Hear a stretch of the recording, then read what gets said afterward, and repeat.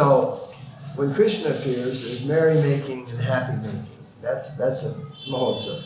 Or we'll say Maha-mahotsava. And there may be even another Sanskrit term that I don't know about. But this type of Mahotsava isn't just a Mahotsava. It's a grave mistake to call today a festival. It's called a viraha. Not like Varaha, the incarnation, but viraha. V-I-R-A-H-A. And it means an observance or a remembrance in separation, with feelings of separation, not with feelings of joy and laughter. When Krishna is born, as when children are born, there's a celebration. But the only people who really celebrate someone passing from this world is the Irish. They like to get drunk and sing and dance. But the Vaisnavas observe, not celebrate. It's not a celebration. It's not a festival. It's an observance. So this is the day in 1977, which was November 14th, which was 3 days after. So everyone should try to remember that, who's regularly following Krishna consciousness, that Srila Prabhupada's Tirobhav is 3 days after Govardhan Puja. And it was in the evening at 7:20.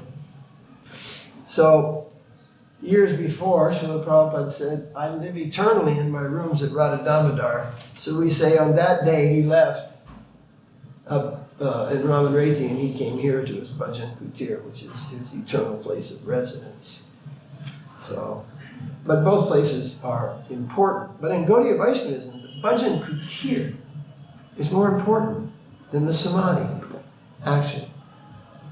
Every day the offering is made to Rupa Goswami here in his bhajan-kutir. The offering is not made in the samadhi. And it's similar in many, many places. Because the understanding is, it's there in the bhajan-kutir where that particular devotee or saint did his bhajan. It's there where he had his communion with Krishna. It's there where his consciousness left this mundane plane and entered the plane of self-realization to realize so many things about Krishna. And also to realize so many things about what's going on in this world, and particularly also what's going on in the Vaishnava world. So, in remembrance of Srila Prabhupada today, we've chosen a humble program just to read, after this song, to read some of his poems, wherein he is advancing his prayers to the lotus feet of Sri Sri Radha Damodar as his life shelter. And also some prayers of his realizations of what Vaishnavism at that time was. How there had been a decline in preaching, there's been a rise in festival, merrymaking, and so many things. So he writes some very instructive poems there. They're very long poems. If we just read them, it would take an hour just to read them. So we'll read parts of them and maybe offer some comment. Vishnu Maharaj will speak first. He's going to read the mangalacarana, which Prabhupada wrote, and he refers to the shelter of Sri Sri Radha Damodar a number of times in those 8 or 10 poems, about 8 or 10, right, 8 or 12. And this was printed as an introduction to the Gitara-gana. Now, Gitara-gana is a Bengali summary of the Bhagavad Gita, so to speak, and written poetically also. And so Srila Prabhupada had written that in Bengali. It may have been translated to English. I don't know. I've never read it in English. But the introduction to that book, and before it was even published, of course, it is the Mangalacarana that Vishnu Maharaj is going to read, in which several references are made to Sri Sri Radha Damodar. So we're not clear whether he was already living here. If it was in the first months of his living here, then he was probably in these rooms. If it was later, it was downstairs. Or it may have been, we're not quite sure, at the, what's it called, the Vamsi Gopal temple he used to live over there next to that temple, not in that temple, but next to it in like an apartment area, dharmshala, every living space. And he may have been coming here regularly and planning his move to here. But at any rate, he is seeking the shelter and praising the shelter of the lotus feet of Sri Radha Damodar. So that's significant. Either written here or written just before he actually moved here. Maybe even written in these rooms upstairs. We don't know. Maybe someone knows, but I don't know for sure. Okay, we'll see if my voice holds up, okay?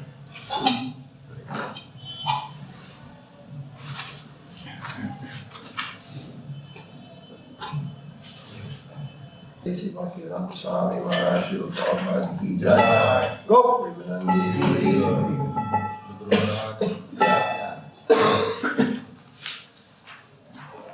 Alright, so Vishnu Maharaj is read the mangalacarana that I mentioned, and as he feels so inspired, he'll speak a few extra words. But you might have to speak up now, so you'll have the microphone. Okay. Yeah. Namo Vishnu Padaya, Krishna Prastaya Bhutale, Srimati Bhaktivedanta Swami Prabhupada. Namaste Saraswati Devi Gauravani Pacharani Vishesha Srimati Vasjatana. So, Srila Prabhupada, in this Mangalacarana to the Gitara-gana, he's asking for mercy in these prayers. He's asking for mercy from his guru, Srila Bhaktisiddhanta, and he also mentions all of his Shiksha gurus and the Goswamis. And he says, I want nothing else other than the shelter of the Goswamis.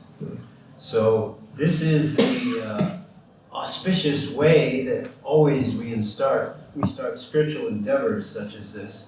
Here, later on, Srila Prabhupada is offering, is asking for the blessings of the deities for his book, the Gitara-gana. And he's asking first for the blessing of his guru and all the sadhus and for the deities. And he's glorifying them in these prayers, which I will read in a moment. And these were written in 1962. At the time, Srila Prabhupada had spent quite a bit of time in different places in India, here in Vrindavan especially, in the Vamsi Gopal temple and the Radha Damodar temple. And in 1962, he completed this Gitara-gana, which is a summary study of the Bhagavad Gita in Bengali. And these are rhyming couplets, and this was published by his godbrother Keshava Maharaj. So it was in 3 issues, published in the Gaudiya Patrika. And Bengali. yes. And I might mention here that, because he gives a little history of all of these, that each of the chapters of the Bhagavad Gita, Srila Prabhupada answers it with his own little benediction here. He says, translation, Bhaktivedanta thus recites the poem named Sri Gitara-gana. Whoever listens to it becomes a purified devotee. His heart becomes endeared to Lord Krishna. So we have seen many statements like this in the Vedas also, keeping in that line, that if you do this, this will happen, and so on. Very glorious things will happen. Some of them seem a little exaggerated sometimes, and they're meant to encourage us in our emotional states. So let me proceed here with this Mangalacharan, or auspicious invocation from the poem Sri Gitara-gana, the Song of the Gita. It starts, Sri Guru Vandana Kari, clutching the lotus feet of my spiritual master, Srila Bhaktisiddhanta Saraswati Prabhupada. I offer my respectful obeisances unto him, as well as unto all of my instructing spiritual masters, because they are just like wish-fulfilling trees. I pray they may bestow their mercy, thereby bringing my sadness to an end. So what is this sadness here? I think that there's a shortage of Krishna consciousness, or that people are suffering in this world. But that's my speculation. Srila Rupa Goswami and Sanatana Goswami are the self-effulgent leaders of all the Gaudiya Vaishnava acharyas. With Sri Raghunath Bhatta Goswami, Sri Jiva Goswami, Sri Gopala Bhatta Goswami, Sri Raghunath Das Goswami, they gathered together and associated in Sri Vrindavan Dham. I have no yearning other than for the exclusive shelter of the lotus feet of these 6 Goswamis. Srila Jiva Goswami, who is a brilliant torch lamp of knowledge amongst all the acharyas, has mercifully given me a residence close to his lotus feet in the Radha Damodar temple he established. And of course, this is a very, very special area for all of us. That is the Rasa Stali. It is the place of service to Radha and Krishna. It is next to Imlital, where Sri Chaitanya Mahaprabhu realized his inner nature. He was experiencing his the reciprocation between Radha and Krishna, and the manifestation of that is coming out in the words of Sridhar Maharaj as a golden volcano, that the ecstasy of the union of Radha and Krishna is coming out as lava, or an eruption of emotion. And this is the Sankirtan movement of Chaitanya Mahaprabhu that is distributed, the Audarya. So here is where he realized that nature. What is it? Shri Krishna Chaitanya? No. Ek root. One form has become 2. 2 has become 1. It's a question, which is first? Which comes first? So I guess we say Chaitanya Mahaprabhu came first, but then Krishna's first. And Srimati Radharani is a manifestation of the internal energy of Krishna. So you could say it's one, but it's variegated, as Chicha-beta Beta Tattva, inconceivable. So many of the things of the Lord are like this. So, These 2 places. yes, these 2 places. And here, Jiva Goswami has given Srila Prabhupada residence. So he's very happy about that. And now he invokes some humility and the total Vaishnava way, that I am a very sinful person, always absorbed in the affairs of material sense gratification. We find Bhaktivedanta Thakur writes like this, and yet they are the greatest Vaishnavas, but even the thought of any sin, even the idea of it, is not to their liking. So here he says, I'm a very sinful person. Srila Bhaktisiddhanta Saraswati has shown great mercy by forcibly pulling me out of this unfortunate situation. I am simply a fool, being very lowly and degraded. Yet my Guru Maharaj has kindly sprinkled me with the shower of his divine compassion. It's the name of the book, Shower. Divine compassion. So this is the nature of all Vaishnavas, that they're very merciful.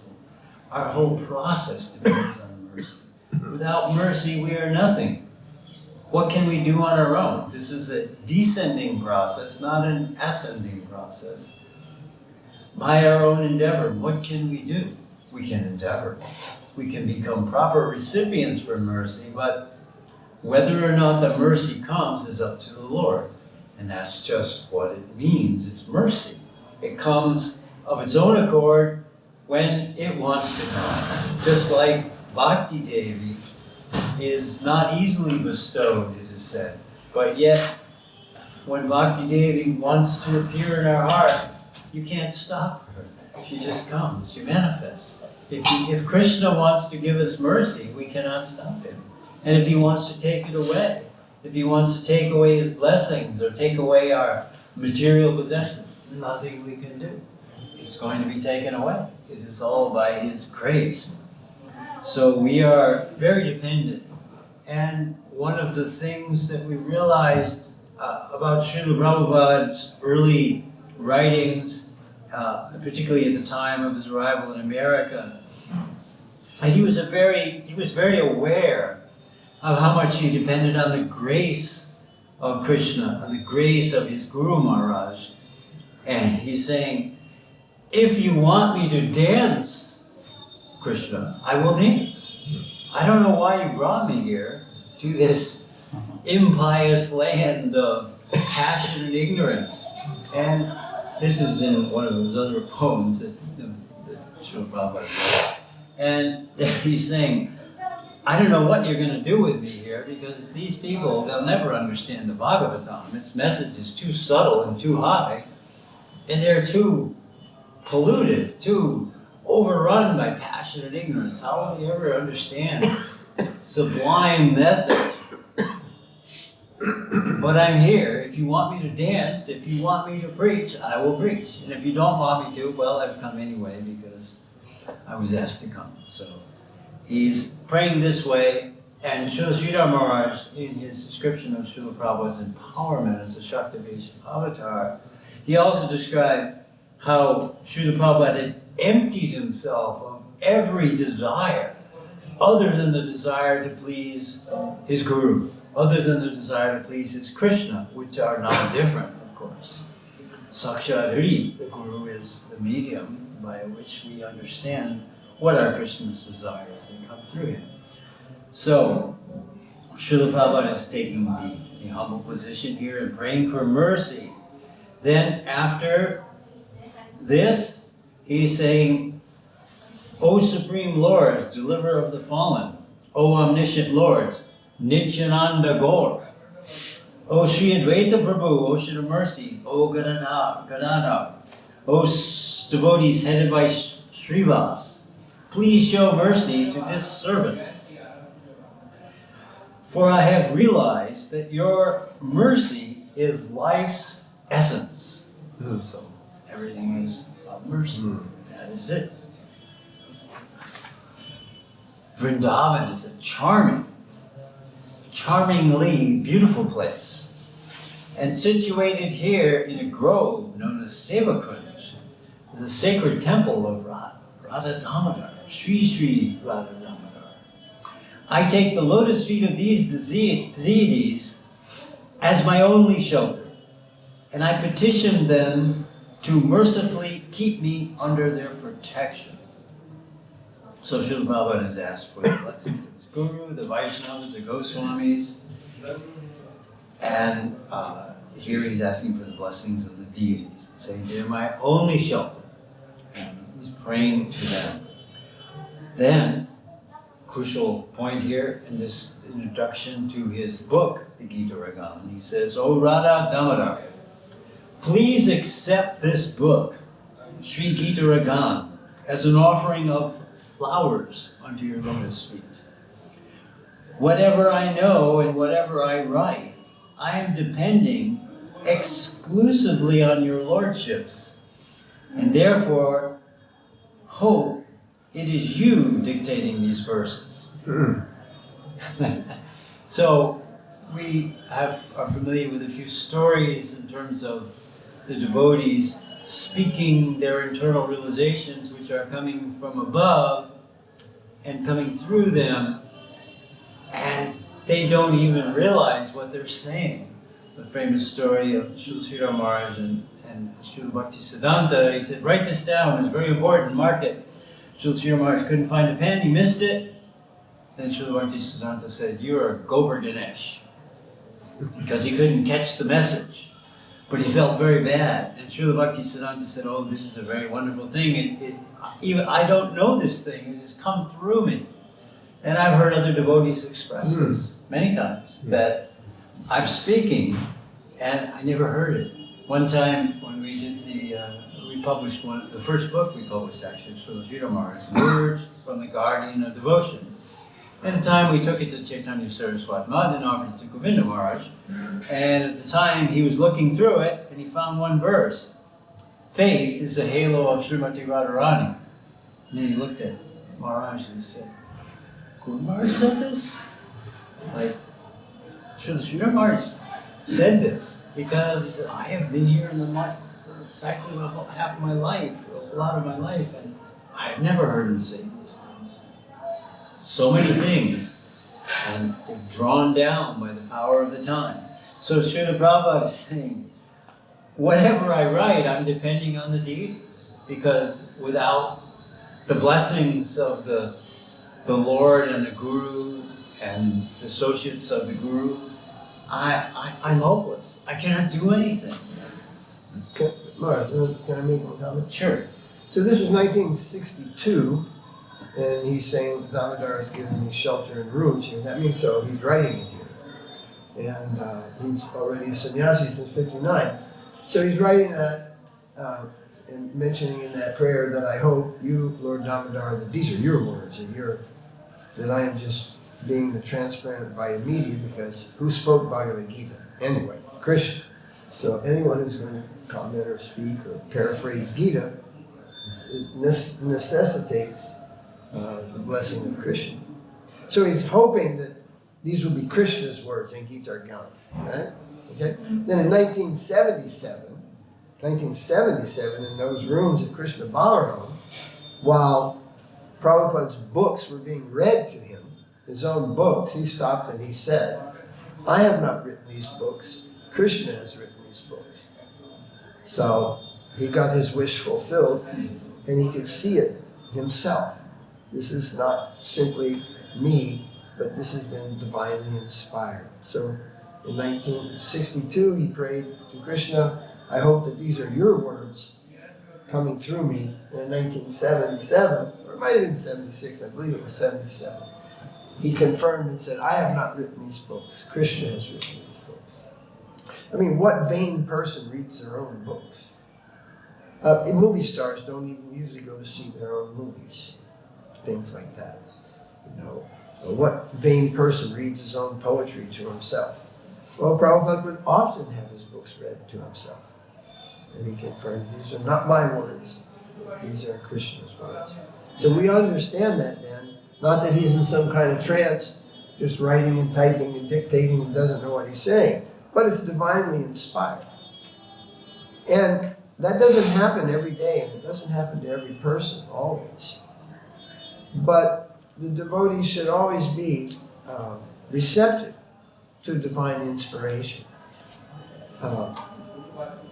In oneself, one may confirm that with trustworthy senior Vaisnavas or co-workers of the same interest. Not just take one's inspiration as, hey, this is my inspiration, everybody just accept it. That's a lack of humility. So when one receives a divine inspiration, a realization, he usually expresses that to another Vaishnava, or confirms that with a higher Vaishnava. But sometimes at the moment of speaking also, Krishna sends a revelation. And the devotee says something that he himself is hearing for the first time. Now, most questions have answers, but there's always the question that will be asked to you. You never heard that one before, so how you will answer it, or can you answer it? And so sometimes, right at the point of speaking, Krishna sends a message to the group, or to an individual in the group, or a group of individuals within the group. Rarely the whole group. Rarely. The message doesn't go to 200 or 500 ears at the same time. It just doesn't happen that way. But at that point, the devotee may speak something that he himself is hearing for the first time. Of course, herein enters a very dangerous zone, where what he's hearing from the first time is his own mind. Maharaj used the wrong word and said it's his speculation. No, it's not his speculation, it's his understanding. Speculations are not welcome in Krishna consciousness, so it's just the wrong word. He's not speaking of his speculation. He's speaking of his acquired understanding of both practice and seeing and hearing from Shastra. Another interesting thing is the Shiksha Gurus, which he speaks of. Well, he later mentions the Goswamis. And here is where he spoke to one of his disciples, saying that one lives here at the Radha Damodar temple. One lives with the previous acharyas. So not only does Srila Prabhupada live at Radha Damodar eternally, but Jiva, Rupa, and all the others have a presence here. And every significant Vaishnava in our Sampradaya has come, stayed here, everyone, Vishwanath, Lokanath Das, you name them. It didn't even matter if they had other temples, everybody came to Radha Damodar. Just like here in Kartik, you see, it doesn't matter what group, where, who, everybody comes to Radha Damodar. So this was the main hub of the Goswamis. I'll just finish. And everything has changed. It says, what's it say? In this, it says kunj or bower or something, that means trees. Now it'd be in this apartment complex. Jiva Goswami, because there's no kunj here anymore. There's no trees here anymore. It's all been changed. So, but before that happened, when you come through the Parkrun trail in the back and you walk past the cows, that used to be completely covered over. There was no Goshala there. There was a wall, and it was a tunnel. And in that tunnel, it was always very cool. And the passed down rumor of the time was, by the people that were here, was this is where, in the heat of the day and places, at times, the Goswamis would sit, take prasadam there, or out of the sun, because there was no out of the sun here except a few trees, and the monkeys would get you there. And so they used to sit there. And of course, we don't have any exact record, but one can imagine. Rupa Goswami, Jiva Goswami, Sanatan Goswami, and a few of these others, all sitting together here. I wonder what they were talking about, the November election? I don't think so. And these were the descended associates from Krishna Lila who came into Gaur Lila. So they were certainly a no-nonsense, all high-level Krishna consciousness, depending on the Sangha people. They didn't just speak the highest topics all the time. Depending. For the beginner, they spoke the beginner's topics. The intermediates, the intermediates. And for the most advanced devotees, which are very, very rare, they did speak higher topics, of which I have met only the smallest handful of people yet in my life. And I've been on the field here and keeping an eye on things for close to 50 years in Krishna consciousness, just short of 50 years. And I haven't seen but the smallest handful of people who were actually even worthy to speak high Hari Katha, and none of them did. So that kind of gives you a focus where all the Leela Katha is at. That even amongst the fewest people who actually reached the qualifications within their own circles to discuss these things, sometimes did, but to the public, never did. Point blank, never. What's the public? More than this many people, it's the public. What is going? Yeah. All right, thank you for coming, Haribol. If there's more than a small handful of people, that's the public. Prema Bhakti doesn't just swoop down and run through the hearts of 200 people in an auditorium. It doesn't work like that. It's a very rare. Samahatma Sadurlabha. Those devotees are very rare. So you're not going to have two of them jammed in a room, in a kirtan led by some teenagers. That won't be happening. But sometimes, when the qualified devotees are together, they may discuss some very intimate topics. But there are very few of them in this world anymore. And the ones I met, Srila Prabhupada, Srila Sridhar Maharaj, Srila Puri Maharaj, and the ones I heard about in their circle also, they never discussed this matters. Not this matter, but the matter of Rasa Lila and all these things in public. Point blank, never. Why? Because it was an instruction and an example of the Guru not to do that. And what did Prabhupada do? He gave same example, same instruction. Not to live at Radhakund, not to take bath in Radhakund. And he never changed his opinion. But yet, people have changed it for him. They've changed everything. And today, they even changed this date. They got the books wrong, the instruction wrong, and today they even got this day wrong. And tomorrow they will spend lakhs here, lakhs at Krishna Balaram glorifying Srila Prabhupada and everything. But so that shows so much devotion, so much expenditure, so much willingness to put it up very big for Prabhupada, but not enough to remember you got the wrong day. Yes. For a disciple of Prabhupada to hear, Prabhupada disappeared 4 days after, that should be like a Karnataka bus hitting him in the head. Bam, what? 4? 4? No, the number 3 should be burned into their brain so deep that just hearing it, it's like, what? 4? What? 4? 3. But somehow, all of them, Ritviks, Prabhupada disciples, and everybody in combined has been looking at 4, Govardhan Puja on 1st, and Prabhupada's Tirubhav on 4th. It's been staring them in the face since August, since end of August. Nobody, absolutely nobody. So I told Madhu Maharaj, I don't know if accidents happen, but that this accident didn't get noticed by anybody over all this time is shameful. It's actually small shameful. Small shameful. So, Maharaj, I didn't want to totally derail what you were saying. Well, there's just a little bit left Yeah, here. please. One thing I didn't mention that is in the introductory information, in the Gitara-gana it says how Srila Prabhupada included some of Shankaracharya's Advaita Vedanta and refutation of that, which we see is a prominent part, like in the early Chaitanya Charitamrita Adi-lila, this whole chapter about that. And when I first started reading that, I go, why is there so much about this? But then as we become a little more familiar with this process of the philosophy, we see that it's so prominent in this world and it's distracting many, leading them away. So it's important to mention this and to make it clear what's our viewpoint. And also here it's mentioned that he included some of the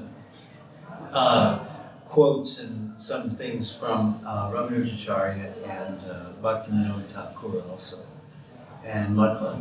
So just one last thing, I'll read this, the end prayer here. My perpetual desire is to be always situated in the shelter of your lotus feet, which bestow true fearlessness, abhaya charana. This poet, Bhaktivedanta, also called Abhaya Charana, says, since I am your insignificant servant, please release me from this illusory noose of mine.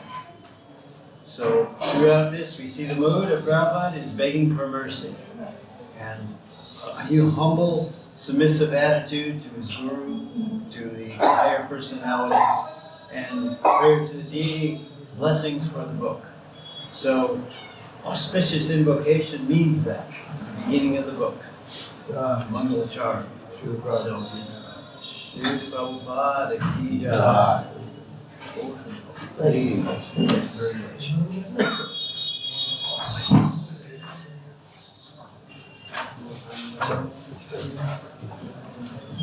So, this is another section, a very long selection of poems, verses, and then that's followed by a viraha-mahotsava, which is 8 verses of separation that he feels towards his spiritual master. Vipralambha, separation, very important, a very important part of Gaudiya Siddhanta. So how many of these sections, I don't know, there's so many, it's 50 pages worth of sections, so we won't be able to go through all of them. So the whole group of poems is called Vrindavan Bhajan. So again, written here in Vrindavan. So Srila Prabhupada writes, I'm sitting alone in the transcendental abode of Sri Vrindavan Dham. Well, in this mood of contemplation, many realizations have been coming to me. Although I have my wife and sons, daughters, grandsons, everyone, they all consider me to be a total failure in life. simply because I have no money. Oh. So,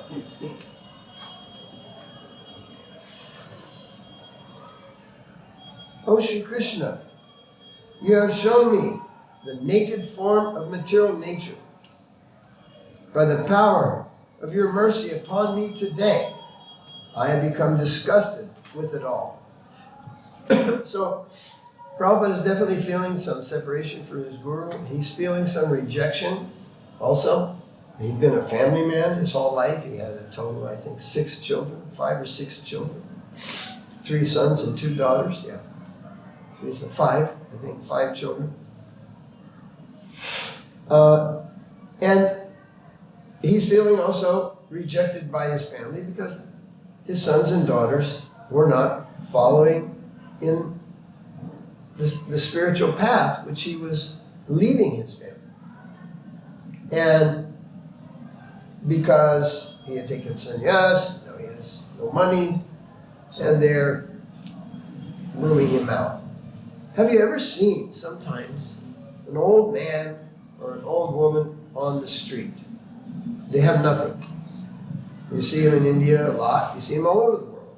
Yeah. How did this old person get out there? That was somebody's mother. Well, where's her daughter? Where's her son? Some people, humans, the naked truth of this world is that in royal families, brothers kill brothers. In royal families, husbands kill wives and wives kill husbands just to acquire more wealth and more power. They kill the very family members. It is even known that sons will kill their fathers, especially in the Islamic histories. A lot of sons killing their fathers to take over, to be the king, to be the sultan, or whatever. And people are so cruel that often when a member of the family is not productive, and it's a poor family, and times are hard, they'll put that person out in the street. How can they do that? It doesn't matter if her sons have died or daughters, whatever. How can someone, she must have been in somebody's house, is where she came from. And then there's house to street. How does that happen? People are so cold. They can be so cruel. Well, that degree was not happening to Prabhupada. But his guru had left this world. His family was now gone, and no one was interested in what he was doing. And he was pretty much separated from all of his godbrothers also. He was living here alone, not with 10 people. He was living here alone. And who was here? There was the Goswami's family, which at that time was only 1/5 of the size, or smaller than it is now. It was only one family with one son. One family, one son, and a couple others. That's it. There was 5 people here. A grandma, a wife, and a mom, and a dad. And that was it. Now there are 5 brothers, 5 wives, children. So many people staying at this Radha-Damodar temple. But still it is very select. And we don't want to slip into just thinking it's like, yeah, or you could stay in a dharamshala. Yeah, you can pay money and stay in a dharamshala. But you will not find a dharamshala in such a place as Radha Damodar temple, where service is offered to you, to the very deities to which Prabhupada prayed for mercy, as Maharaj was saying. Where is that possible? Well, that could be possible also in Prabhupada's own temple, his own temple, at Krishna Balaram temple. It could be possible if it were a friendly atmosphere. But beyond a doubt, before he went to the West, in his position of having everything gone, even his friends, his godbrothers, they were in some other place, and he ended up here alone. Previously, he was in the Keshav Maharaj's temple. There were these 30 to 50 devotees in the temple. And then he comes to live alone. And the interesting story is, he comes to live alone so that he can do the preaching that he is being inspired to do. And that was 2 things, really. To write and publish literature. It was progressive. First a Gitara-gana, a couple things, Easy Journey to Other Planets, Gita commentary, then Bhagavatam commentary. He didn't have one master plan. First I'll do this, first I'll do that. it unfolded and it inspired. This is what he wanted to do. But in an institution, even a small one, you have to deal with what everybody else wants to deal with. Like Vishnu Maharaj is preparing books. So I said the other day, I said, well, if you prepare more than 1 or 2 more books, they're just going to be PDFs because 1, we can't afford to print them. 2, how do we distribute them? If it's a PDF and it's on the internet, somebody can get it from Brazil or Colombia or Canada or Alaska or Russia or anywhere in India. They can just pick it off the internet and have the book. If you print it, like we printed Prabhupada Vijay, then you either have to be Goenji Gardens, Pustak Tor, or Lok's bookstore. In the whole world, there's only one place. So I said to Maharaj, don't expect to see him get printed in the hard copy anytime soon. Our go-down will be full of books, but you do the work, then we can put it out on the internet, and the preaching is done, right? And when we can afford, we will print other books, right? Well, that's the situation of today, and Vishnu Maharaj is comfortable with that, and we're doing both. But Prabhupada was in a time there of letters where he wrote other missions, not just Keshav Maharaj's mission. And he approached and said, I want to take sannyas, I want to print my books, and I want to go to the West.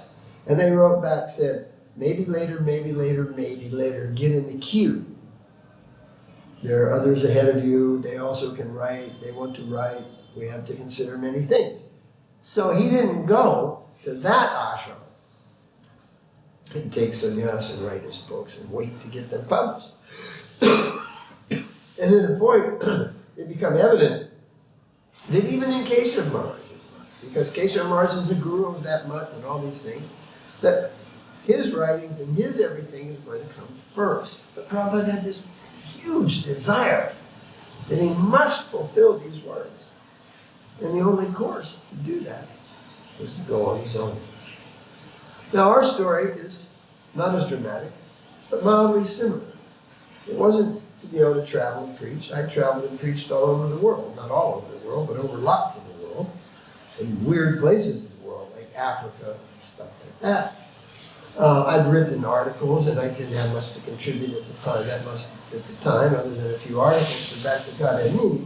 So it wasn't like I left because I couldn't get my books published, or there wasn't enough time to have to preach.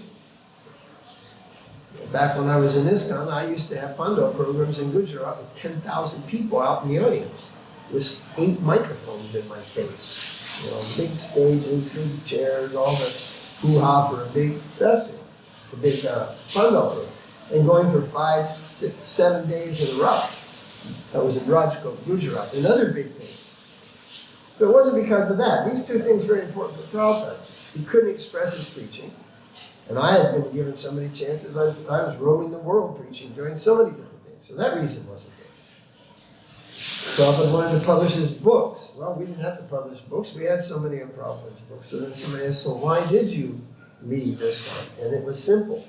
Because there I could not accept or carry out the shiksha of Srila Maharaj, which became very important for me, became very important for Vishnu Maharaj, as it became very important for many devotees, thousands of devotees, thousands, not just a dozen, thousands. But there was no place for us in the management in Prabhupada's house. And so we left to be able to receive. Prabhupada wanted to give. He'd been received everything. And that also included receiving shiksha, an association of Srila Maharaj, which he writes about himself, referring to Srila Maharaj as his personal shiksha guru. So I mentioned earlier when I was talking to the 6 Goswamis, they're also shiksha because they hear. Prabhupada said, who stays here can receive instruction, and that's in the form of inspiration from the great souls that are present at Radha. So, very, very exceptional. And he mentions the Goswamis. But later, in letters, he mentions Srila Maharaj as a shiksha guru. No others. No others. His guru, the 6 Goswamis, and Srila Maharaj. He is personally mentioned in that shiksha category. So that was the sole reason, really. Vaishnava aparad and the inability, and the Vaishnava aparad was When Krishna sends a representative and anybody obstructs that person, physically, mentally, verbally, means tries to counteract what Krishna has sent them to do, if he did, that's Vaishnava. And that was going on in this country, total block. It's still a total block. And that wasn't just, oh, there were many devotees, and Srila Maharaj was also a high devotee with the realization. No. There weren't many. There was only one Shiksha Guru mentioned by Prabhupada. One. There was only one person he told us to go to for Shiksha. That was Srila Maharaj. And so that's divinely inspired and is being blocked. So that is Vaishnava Aparad. So that's why we have Vaishnava Aparad of blocking and blaspheming the Shiksha of Srila Maharaj. If it was just some big Maya, what Srila Maharaj is offering, what we're offering, then it would have been melted away a long time ago. It's not melted away. They open their door, it's the only option available. But that's why I couldn't wait 28 years for some voting committee to decide they made the wrong decision and make the right decision. I couldn't wait for that. Life is too short. And I'm glad that Vishnu Maharaj and I did not wait for that. And simultaneously, hey, all of you should be happy that I did not wait for that.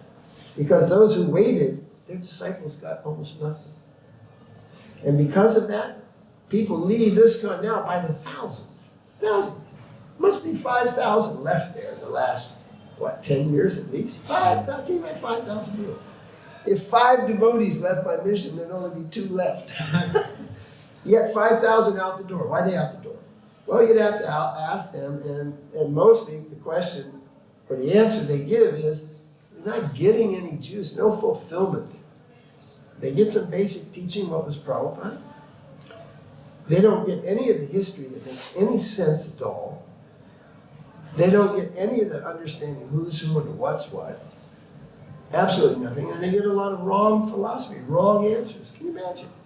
You surrender your life for the truth, but actually you get systematically fed quite a few wrong answers. So many that without your knowing it, it cripples your own spiritual advancement.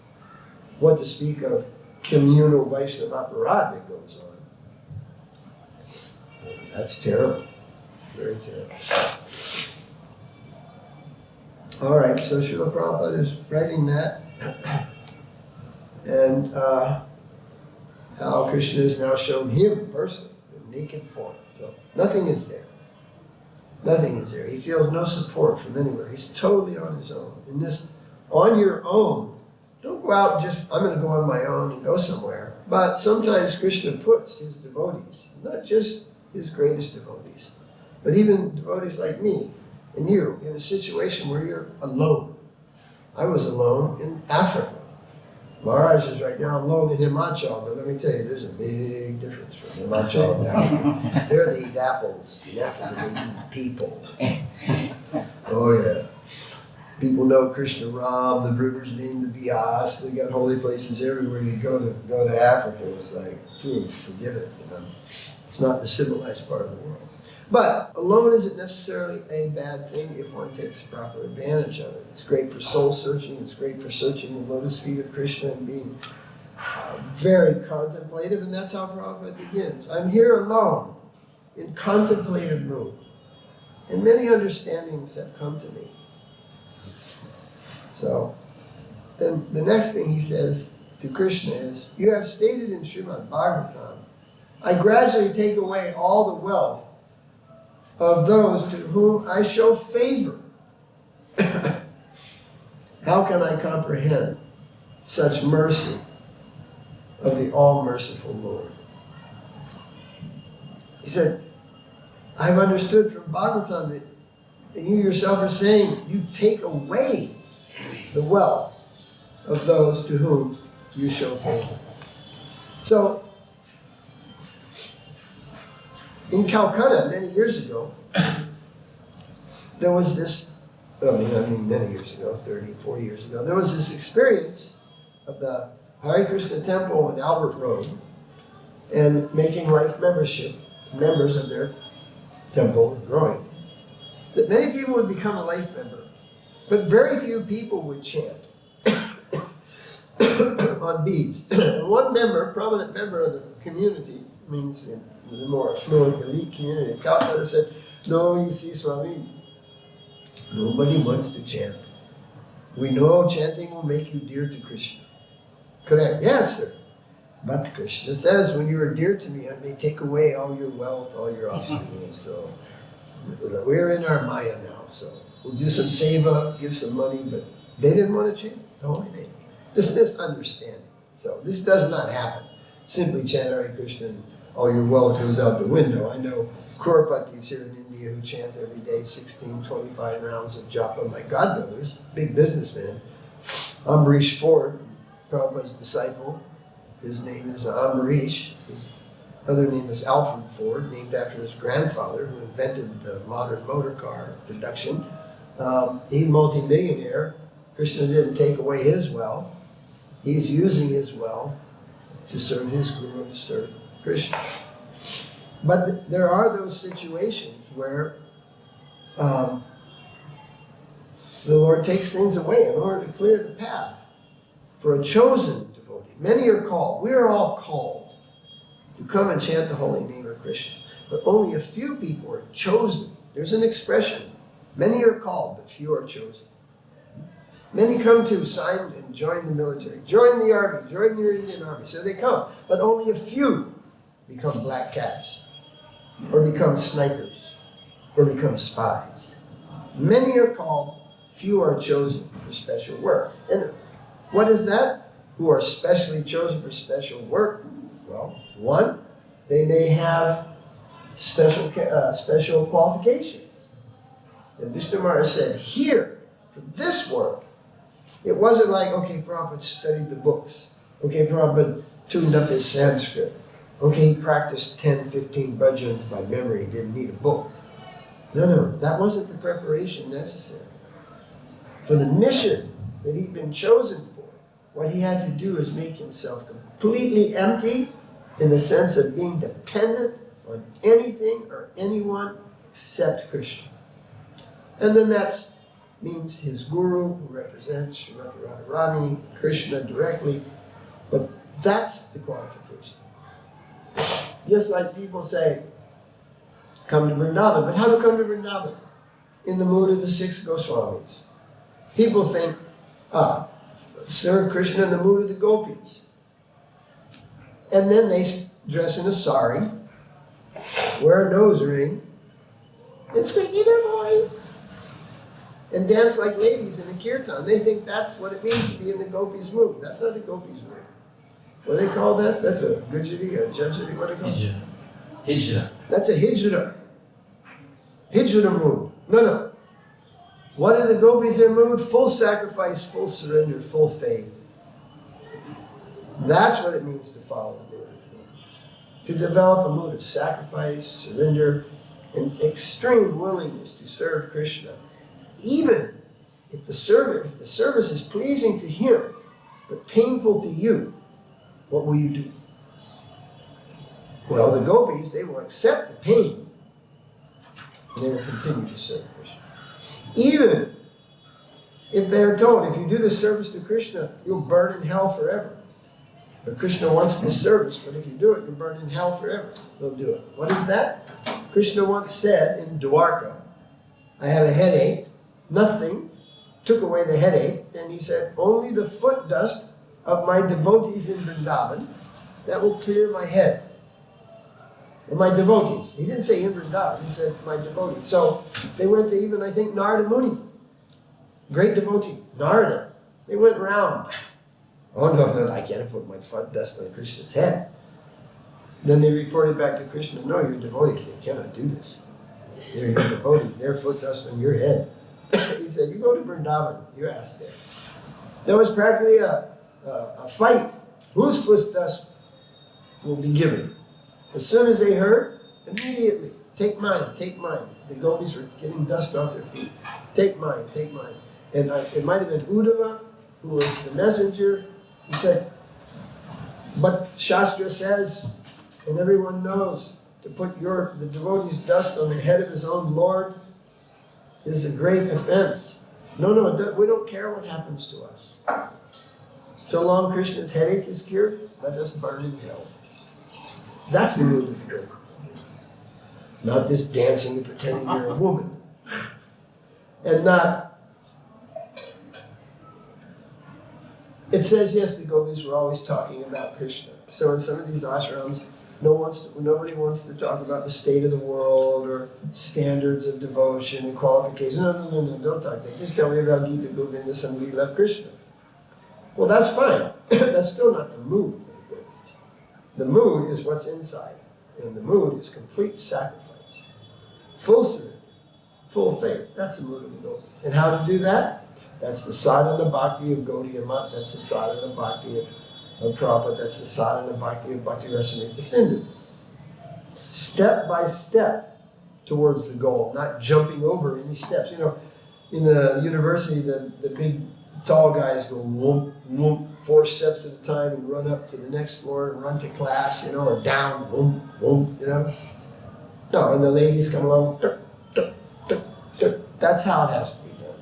1 step at a time. If you jump over a step, where you land, you'll just go through to maybe some place with crocodiles underneath. But on the way, you'll think you're in heaven. When people do the wrong thing on the path of bhakti after hearing the right thing, they don't just get hit in the head with a brick and go, oh, gee, that was the wrong thing. I better start doing what my guru said or what this said. No.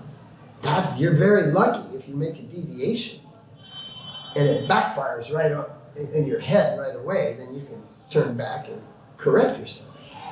But usually what happens in certain areas, as soon as you reject the instruction of Guru and Krishna and do something opposite, you think you're in heaven because you're in Maya. And the Maya says, oh, you're in heaven. See, you were right. You should do this. Don't listen to your Guru. You're doing the right thing. You're better than everybody. You go the wrong. It's not when they cross the line, they immediately say, oh, we're not supposed to be here and run back. No, as soon as you cross the line, then the illusion sets in. You think you're in ecstasy. You think your kirtan is so great. Everything's just beautiful. It's called inspiration to live in a fool's paradise.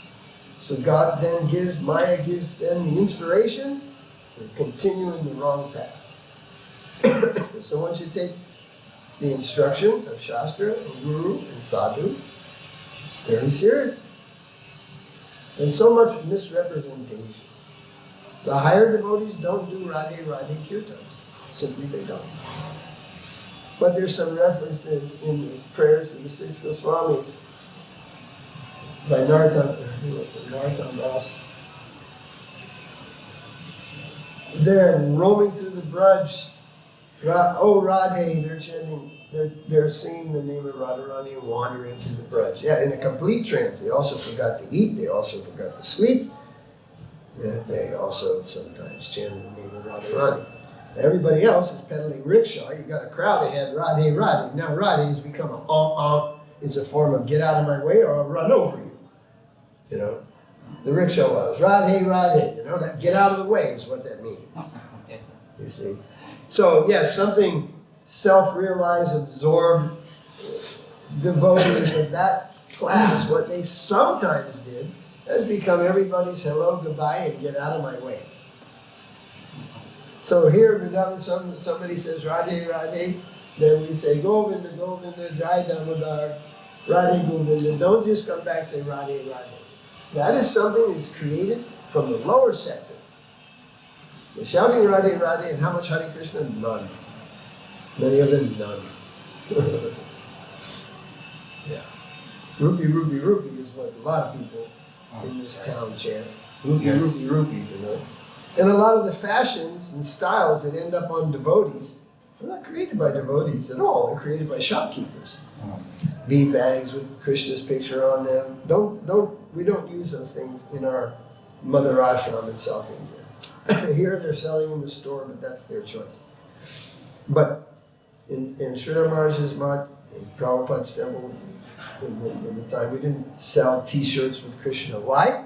Because after wearing the t-shirt and getting it all nice and smelly, where does it go? It goes in the washing machine or in the bucket. with what? The dhoti, the socks, who knows what else is in the bucket. Then it gets hung up out in the sun, like a crucified Christ. It gets hung up. Then it gets ironed. And the wife or the mother makes it all nice, and then the boy puts on his shirt and goes to the temple. Krishna. We don't do that. Krishna's not a decoration. Krishna's not a decoration. So those habits, those things, they're started usually by shopkeepers, and then they're picked up by devotees who actually don't understand what pure devotion is, what is the sanctity, the beauty, the holiness of the picture of Krishna, or how such things should be treated, and things like that. Like when we go away, all these pictures come off the wall and they go inside. We don't just leave them hanging in a room with no attendance. Or they fall and lay there for days or something. Pictures of Krishna, pictures of our Guru and the saints, they're being retreated with some respect. The books, how we keep them. We don't lay books on the floor. You made a newspaper on the floor, no problem. Put that in the bottom of the bird cage for the bird to fastula. The Shastra, don't put it on the floor. Even putting on the seat where we sit our backside isn't that desirable, you know. Sorry, we got the papers laying there. But if you just left the Bhagavad Gita there and walked away, I'd say, no, you pick that up. You understand? There's a way to treat things which are divinely connected. Photos of Krishna and everything.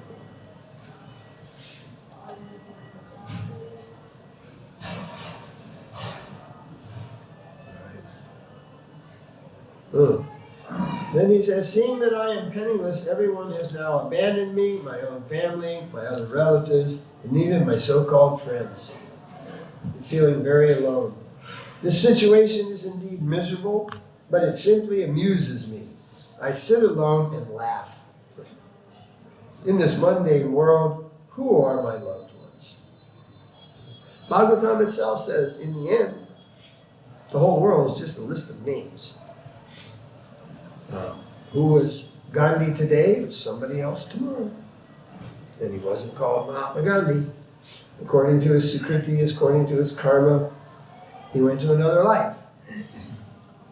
And his name is written. And his name is in a book. And his name is under a statue. But where is the Atma of Mahatma Gandhi today? Is it in the Vaikuntha, the spiritual world? Is it somewhere else in this material world? Is he a member of BJP or Congress? Or is he an independent? Who knows? We don't know. So all we leave behind is a list of names. Now, Gandhi's called a Mahatma, but according to Bhagavad Gita, well, they borrowed that name. A Mahatma is one who is a fully self-realized soul. And a Mahatma goes to Vaikuntha or Goloka. So if indeed Gandhi was a true Mahatma, then he's not in anybody's party in this world anymore. He's in the spiritual world. And I'm not the judge of that. But I'm just saying, for the most people in this world, we leave behind family, we leave behind property, we leave behind wealth, and we leave behind our name. Well, somebody usually takes our money and spends it, takes our wealth and spends it, and profits from our name and our popularity. The sons get the copyrights of their father's books or their father's songs or whatever, and they inherit. But as time goes on, you're just a name. In the United States, you can go to antique shops, even here in India, and there are hundreds and thousands of family portraits taken in the 1800s and early 1920s and stuff like that. The dress was very different and everything like that. But they're just in an antique shop. Nobody knows who they are. But on that day, there was Mama and Papa and the two kids. They're all dressed up, just standing for a nice picture. In the end, they're gone. Nobody knows their names. The picture doesn't mean anything. They say, oh, look how funny they're dressed. Then if you're big enough, then they make a political hero out of you. They make statues of you, put them around the country, and that's all part of a propaganda, actually. Some of the people who are recognized around the world as fathers of countries, I'm not saying India, but other countries, are actually the destroyers of countries. It's just because they won. So they got the statue. Now, all that is gone. Prabhupada is here alone. So in the morning when I wake up sometimes at 2 o'clock, last week I was getting up a few times at 2 o'clock. And I would remember that because it's complete silence. There's no sound. And these rooms, when Prabhupada first occupied them, didn't even have any furniture.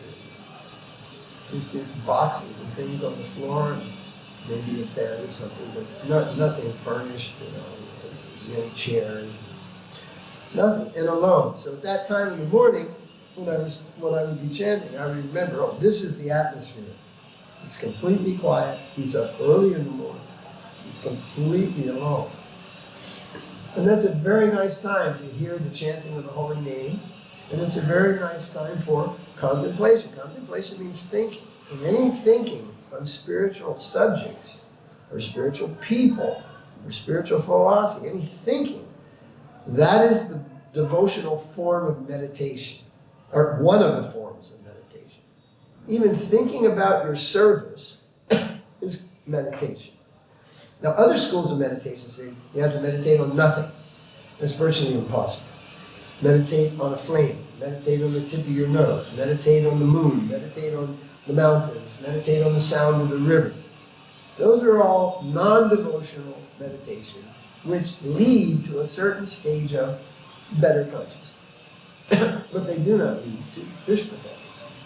Whereas meditating on the name of Krishna, thinking about the name of Krishna by hearing his pastimes, also name, form, particularly the deity. So many times we go and have darshan of the deity, walk away and somebody say, what color is the deity wearing? And I don't know. We see, but we don't observe.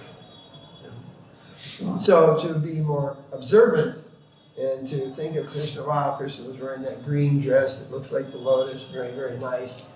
To think of the Lord's form, the deity form, this is devotional meditation. Think of your service, devotional meditation. Pastimes. So there's a list, however, 5 or 6.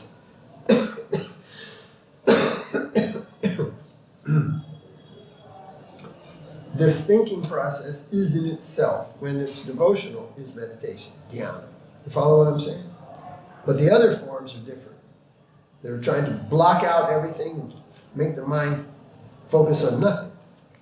But devotional meditation is very different. We want the mind to be filled up with thoughts of serving Krishna, Krishna's holy name, the philosophy of Krishna. So much so that even in dreams, you'll have dreams where these daytime meditations, mean things that you've been constantly thinking of, will enter even your dreams at night. You're thinking about the deity, you're thinking about the chanting, and all these things. It's best not to have any dreams, just go to sleep. But dreaming is sometimes there. You follow? It's absorption by activity, absorption by thinking, by thought. Your whole body becomes a meditation, not just one piece of it. The nose and the eyes and the small brain. The whole body becomes absorbed in thinking about Krishna.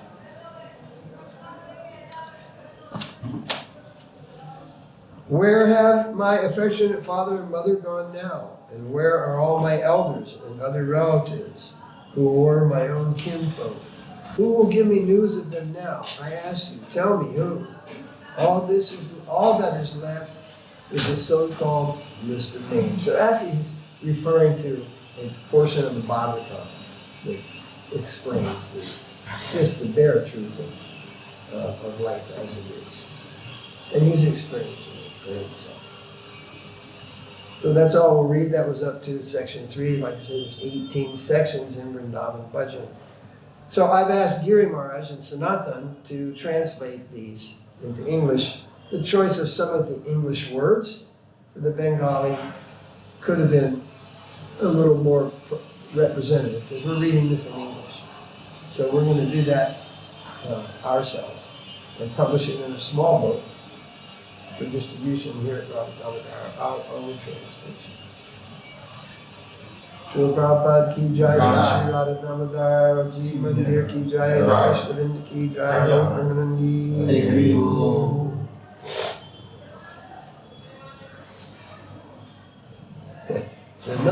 this book had were some of the nicest pencil drawings I have ever seen, bro. Just absolutely, each one. There's about 6 or 8 of them in here. Each one of them. They're done from a picture. And the person draws it, the artist, and that was on the cover. And like I recognize, these are very famous pictures of her. I recognize. So she's drawn the exact photo, but done it so well. It's a Vaishnava, her name is Anuradha. That's the Anuradha we knew who worked for Mandala. Yeah. Yeah. I think she's here in Vrindavan, Anuradha. That probably reaches her. Amazing, huh? Yeah. Looks at photo. I once was arrested with a group of devotees for being a little too enthusiastic. We had our chanting and we entered into a private mall. It's a shopping center, but it's private. The streets are public. It was snowing. It was freezing cold outside, so let's go in there. It'll be warm. So we went chanting. First, I didn't go. I said, no, we can't go in there. That's private. No, Lord Chaitanya's movement can go everywhere. So I said, no, I'm not going. So I sat in the car with 3 devotees. I was watching them in the mirror of the car. They did chanting across the big parking lot, and then they went through the big doors and entered the mall. And I was sitting there for a second. I said, oh, okay, whatever. And I jumped out of the car, and I ran across, and I jumped in the queue, and as soon as I jumped in the queue, pop, the police were there. And they arrested us, and handcuffed us, and took us off to the jail. And they took everything away from us, even our neck beads. And somehow or another, I had a picture of Prabhupada, much like this, in a book, a small book. And somehow or another, they were taking our japa beads, our neck beads, they took everything from us, and they locked us up for 2 days, because this was a Saturday. And we have to go in front of the judge on a Monday. They lock us up for 2 days. So just as they go, I grabbed this book and put it under my shirt. You see? So we had this book inside the jail, one of Prabhupada's small books. And it had a beautiful picture of Prabhupada, very similar to this one in the front of it. So then Monday they come and unlock us, they fed us some garbage to eat for 2 days. We ate just oatmeal, that's all we could eat. You know, they had was non-veg, you know. Anyway, Sunday, they took us and marched us into the court in front of the judge. And so the judge and saying, what are you doing? So the one devotee who was actually the head of our 4-man group, he started getting in the judge's face. No, this, you know, God owns everything. Why is this private, you know? We're in the jail, this is no time for ultimate philosophy. And the judge is an older man, 65 or so, and we're just a bunch of kids at the time, and the judge is just like, starting to look like this. And then I interrupted. I said, please, Your Honor, you call the judge, Your Honor, may I please say something? You know. So he looks at me. So what do you have to say? And I pulled this book out from under my shirt, and I opened it up to Prabhupada's picture. It was very much like this. Right? And I showed it to the judge, and I said, and I started talking. This is our guru, A.C. Bhaktivedanta Swami, and the policemen are there like, how you got that book? I'm not supposed to have that book, right? So they realized what you did, you know. And I said something about Srila Prabhupada. We're his students. He's a great spiritual master. He's teaching love of God, but unfortunately, you know, being just young people, we're stupid half the time. We make mistakes. So, you know, it's a good thing. You admit you're stupid, and you make in front of the judge. You don't tell, hey, judge, let me tell you about life. That can be very dangerous. The judge can just throw you away, throw the key away. So I spoke politely to the judge. You know, we are fools. What do we know? We're just kids trying to do the right things. Please forgive us. The court forgave us. And we went home. 2 days in the jail. It could have been more. He could have fined us, could have given us 30 days for what we did. 30 days of eating oatmeal. Okay. Srila Prabhupada. And so we've been able to observe the day and mark the day and do something ever so humble but appropriate on this day. Whereas because of some mismanagement, the large numbers in the big temples and where the lakhs was going to be spent to glorify this day, they missed it.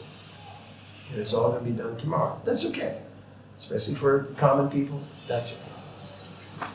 But like celebrating Janmashtami, when it's not Janmashtami, just doesn't really have the same juice, does it? Now, we celebrate Prabhupada's Vyasa Puja and my Vyasa Puja on days which isn't either one of our days, right?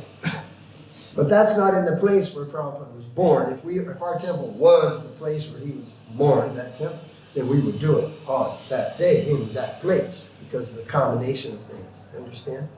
So this day isn't an arbitrary day that management can just move around. But unfortunately, somebody made a mistake, and thousands of people around the world all think this day is tomorrow. Except Gaudiya Math, Srila Maharaj's ashram, and our ashram. Now I sent the message to friends and godbrothers in ISKCON and out of ISKCON, GBCs, sannyasis, gurus, and told them, but I also knew that there's no making the change because they make big arrangements. Many people speak, it goes for hours. They spend lakhs for the decoration, so they couldn't change it. Neglect of a little thing, this thing happens. And it's, it's not the end of the road, but it's unfortunate. Those things should not happen. And they won't happen if devotees pay closer attention to everything. What's going on? 24/7, Astakali and Leela. Every day, all day, 24 hours a day. Just to be absorbed in what you're doing isn't enough, actually. Devotees should pay attention to what other devotees are doing around them, who they live with. Where's Chaitanya Guru? I don't know. It's like, why don't you know? You live with him. And this way, oh, he went to town.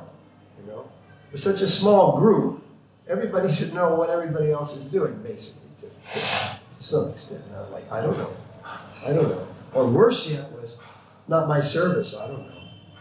No, your service is also to make sure everybody else's service is okay. If you see some gap is there, like all of a sudden, you see it's an hour late, and nobody's even started the offering yet, what do? Go, oh, that's not my service? No, then what happened? So, my alarm didn't go off, somebody didn't. Then everybody jumps in and tries to make it happen in the right time, right? So that's what happened here. Everybody's saying Prabhupada's Tirubhav, big festival. So I'm thinking, Thursday, that's the day. And yesterday I wake up and I'm told, no, Friday. I'm like, Friday? How can it be Friday? That's 4 days after. It's 3 days.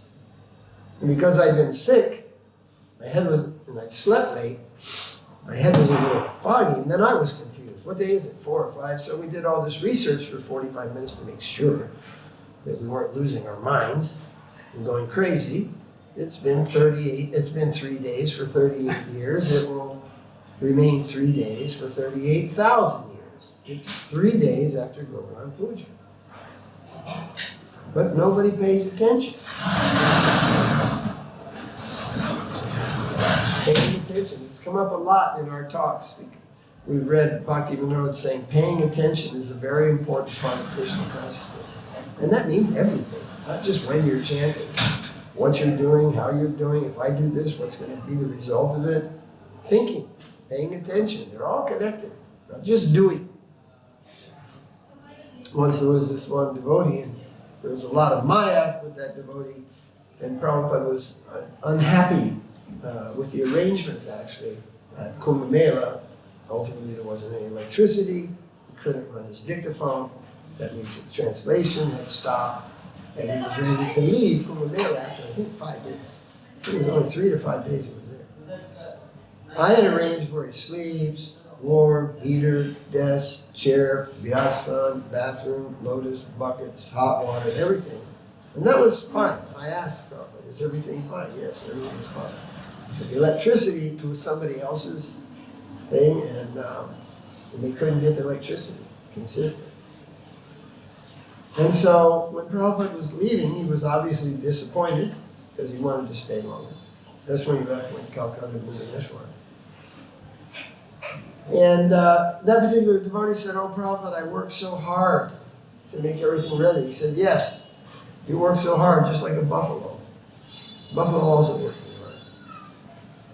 So it ends up that this devotee had other maya that no one else could see. And that was obstructing his service to Prabhupada. Whereas if that maya wasn't there, he'd have been able to do the service. His divine grace would have had electricity in our camp. Everybody else in Kumbh Mela had electricity. The lights don't go off in Kumbh Mela. They keep the electricity on for Kumbh Mela. They wish they'd turn it off so the loudspeakers would die. Nobody has to have generators. But our camp didn't have it. Right? So it wasn't that just he worked hard. He worked hard, but not in Krishna consciousness. So it's not just hard work. It's hard work consciously. Like in in Mexico, where they speak Spanish. The name of our group in Querétaro is Vida Consciente con Krishna. Vida means life. Consciente means consciousness. Conscious living. There's many, if you look up conscious living, you'll find many. Even in Spanish, you'll find Vida Consciente. So then I added con Krishna. Conscious living isn't enough. People are conscious about the environment, conscious about the whales, consciousness about the dolphins. Definitely. Why kill all those poor creatures, right? But those same people are eating cows, or eating chickens. So they're hypocrites. Save the dolphins, save the whales, and eat the cows. All right. We all clear on what's going on today? Go Guru Maharaj.